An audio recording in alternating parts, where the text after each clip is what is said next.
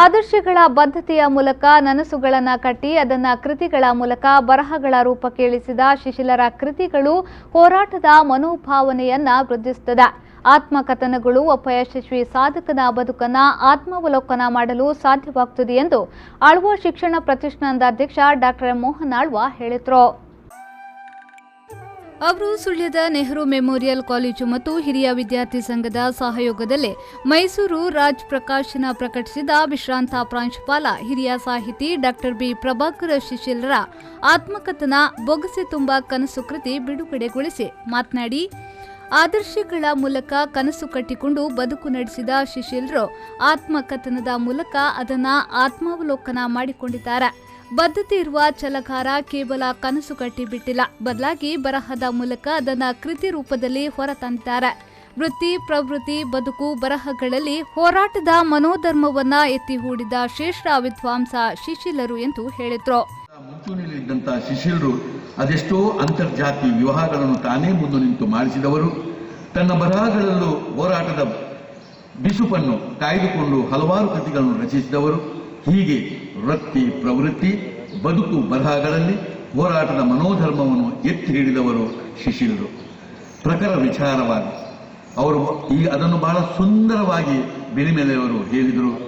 ಇವರು ಎಂಥ ವಿಚಾರವಾದಿ, ಹೇಗೆ ಕೆಲಸ ಮಾಡಿದರು ಎಂಬುದನ್ನು ಹೇಳಿದರು. ಅವರು ಇಡೀ ಬೇರೆ ಬೇರೆ ರೀತಿಯಲ್ಲಿ ಅವರೇ ಹೇಳುವಂತೆ ಎಲವೆಯಲ್ಲಿ ತಾನು ಅಸಾಧಾರಣ ದೈವಭಕ್ತನಾಗಿದ್ದೆ, ಸಿದ್ಧವನದಲ್ಲಿ ಭಜನಾ ತಂಡದ ನಾಯಕನಾಗಿದ್ದೆ, BA ರ್ಯಾಂಕ್ ಬರೆದಿರ್ತಿದ್ದರೆ ಅದಕ್ಕೆ ಲೋಕಾಸೇವಾ ವೃಂದದಲ್ಲಿ ಬ್ರಹ್ಮಚಾರಿಯಾಗಿ ಹಿಂದೂ ಧರ್ಮದ ಪ್ರಚಾರಕರಾಗಿ ಬೆಳೆಯುತ್ತಿದ್ದೆ. ಆದರೆ ವಿಶ್ವವಿದ್ಯಾಲಯದಲ್ಲಿ ಓದಿನ ಕಾಲದಲ್ಲಾದ ಸಂಪರ್ಕಗಳು ನನಗೆ ಎಲ್ಲ ವ್ಯವಸ್ಥೆಗಳನ್ನು ಬಡವರ ವಿರುದ್ಧ ಇವೆ. ದೆಹಲಿ ಜವಾಹರ್ಲಾಲ್ ನೆಹರು ವಿಶ್ವವಿದ್ಯಾನಿಲಯದ ಕನ್ನಡ ಪೀಠದ ಸ್ಥಾಪಕಾಧ್ಯಕ್ಷ ಡಾಕ್ಟರ್ ಪುರುಷೋತ್ತಮ ಬಿಳಿನೆಲೆ ಅವರು ಕೃತಿ ಪರಿಚಯ ಮಾಡಿ ಮಾತನಾಡಿ, ಭಾಷೆಗಳ ಬೆಳವಣಿಗೆಗೆ ಸಾಹಿತ್ಯ ಕೃತಿಗಳ ಕೊಡುಗೆ ಅನನ್ಯ. ಸಾಹಿತ್ಯ ಕೃಷಿಯಲ್ಲಿ ಶಿಶಿಲರದ್ದು ಭಿನ್ನವಾದ ವ್ಯಕ್ತಿತ್ವ. ಸಣ್ಣ ಸಮುದಾಯಗಳ ಸಣ್ಣ ಸಣ್ಣ ಸಂಗತಿಗಳನ್ನು ಆತ್ಮಕಥನದಲ್ಲಿ ದಾಖಲಾಗುವುದರಿಂದ ದೊಡ್ಡ ವ್ಯಕ್ತಿಗಳಾಗುತ್ತಾರೆ ಎಂದು ಹೇಳಿದ ಅವರು, ದೇಶದಲ್ಲಿ ಕೇವಲ 22 ಭಾಷೆಗಳು ಮಾತ್ರ ಮಾನ್ಯತೆ ಪಡೆದ ಭಾಷೆಗಳು ಎಂದು ಗುರುತಿಸಿಕೊಂಡಿದೆ. ಇನ್ನೂ ಕೂಡ 19,000 ಭಾಷೆಗಳು ದೇಶದಲ್ಲಿ ಮಾನ್ಯತೆ ಸಿಗದೆ ಅಳಿವಿನಂಚಿನಲ್ಲಿದೆ. ಇವುಗಳಲ್ಲಿ ಸಾಹಿತ್ಯ ಕೃಷಿಗಳು ಮೂಡಿಬರಬೇಕು. ಆ ಮೂಲಕ ಭಾಷೆಗಳ ಬೆಳವಣಿಗೆ ಆಗಬೇಕು ಎಂದು ಹೇಳಿದರು.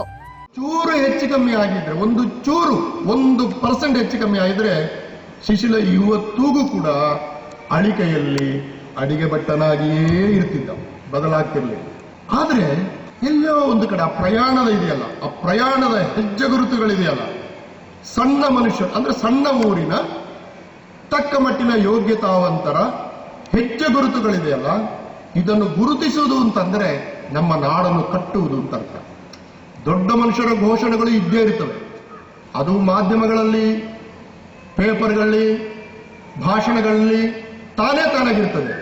ಆದರೆ ಜೀವನ ಇದೆಯಲ್ಲ, ಅದು ಕಟ್ಟುವುದು ಶಿಶಿಲನಂತವನು ಅಳಿಕೆಯಲ್ಲಿ ಲೆಕ್ಕ ಬರೆದಿಡುವ, ಅಡಿಗೆ ಮಾಡಿಡುವ, ಇನ್ನು ಎಲ್ಲೋ ಒಂದು ಕಡೆ ರಿಪೋರ್ಟ್ ಮಾಡಲಿಕ್ಕೆ ಹೋಗಿ ಬರುವಾಗ, ಬಸ್ಸಲ್ಲಿ ಬರುವಾಗ ಮಳೆ ಬಂದು ರಿಪೋರ್ಟ್ ಮಳೆಯಲ್ಲಿ ತೊಯ್ದು ಹೋಗಿ ಮತ್ತೆ ಅಲ್ಲಿ ಬಂದು ಅಳುತ್ತಾ ಆ ರಿಪೋರ್ಟ್ ಅನ್ನು ತಯಾರು ಮಾಡಿ ಕೊಡುವ ಪ್ರಕ್ರಿಯೆಗಳಿದೆಯಲ್ಲ, ಕೋಟ್ಯಂತರ ಜನ ಭಾರತೀಯರು ಹೀಗೆ.